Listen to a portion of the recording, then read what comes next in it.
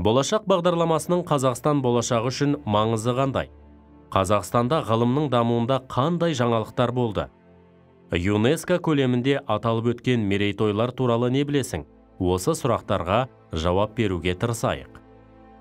Болашақ бағдарламасының Қазақстан болашағы үшін маңызы қандай? Қазақстан Республикасы президенті Нұрсұлтан Әбішұлы Назарбаевтың бастамасымен 1993 жылдың 11 қарашасында болашақ халықаралық стипендиясы белгіленді. Алғаш рет 1994 жылы 187 қазақстандық студент әлемнің 14 елінің жоғары оқу орындарына жол тартты. Бүгінде болашақ бағдарламасының түлектері мемлекеттік қызметте, білім және денсаулық саласында, ұлттық компанияларда жұмыс істеуде. Қазақстанда ғылымның дамуында қандай жаңалықтар болды?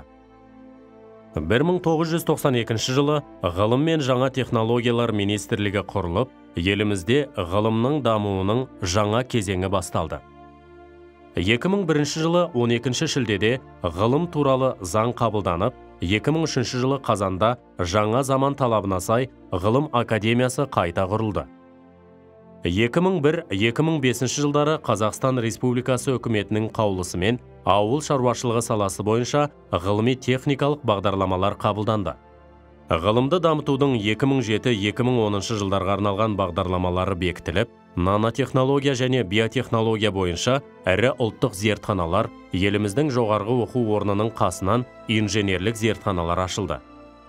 2008 жылы ғылыми жұмыстардың сапасын арттыру мақсатында Плагиат информ жобалық бағдарламасы бекітілді.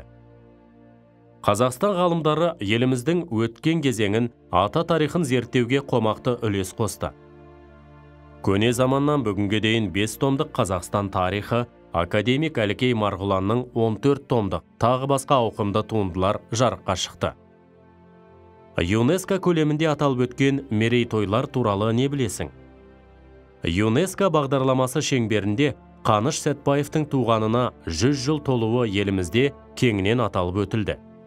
Түркістанның 1500 жылдық мерейтойына қарсы Қазақстан мен түркі әлемінің рухани тарихындағы Түркістан және Қожа Ахмет Яссауи тақырыбында халықаралық ғылыми практикалық конференция өтіп, алыс жақын шетелдерден 200-ден аса ғалым мен маман келді. 2015 жылы Қазақ хандығының 550 жылдығы кең көлемде аталып өтілді.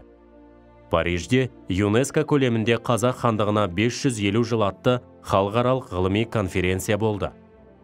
Қазақстан Республикасының әлемдегі бәсекеге қабілетті 30 елдің қатарына ену міндеті елде ғылыми сыйымды технологиялық білімі бар, басқарушылық қабілетке ие, нарықтық экономикада дұрыс бағыт таңдай алатын жоғары білікті мамандар болған кезде және дүниежүзілік нарықтық экономиканың қажеттіліктеріне жауап беретін тиімді білім беру жүйесі құрылғанда шешіле алады.